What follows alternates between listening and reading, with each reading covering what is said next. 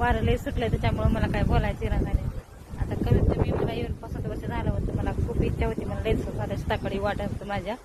तुम्हाला बरेच वेळेस माझ्या आईचं शेत, पप्पाचं शेतच नाही, व्हिडिओमध्ये माझं शेत दिसतच नाही, म्हणून तुम्हाला दाखवायचं होतं मला शेत माझं. हा व्हिडिओ करून तर बघायचं त्यांनी आले तर चक्कर मारून आले होते.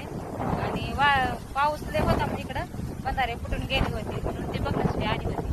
आणखी काय पेरणी वगैरे झाली नाही, आता करायचंय. हात मी आणून पण टाकले. कुत्रा आला बघा इथं, बघा इथे त्यांनी यायचं.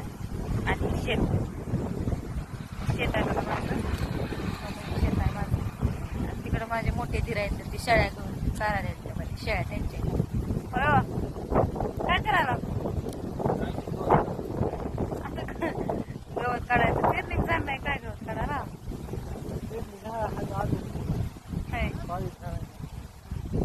त्याच्यामुळे त्या म्हणजे त्याकडे जी काळाची सारी काय तिथून जी आहे ती बार तेच पुस्तक शेत आहे बघा.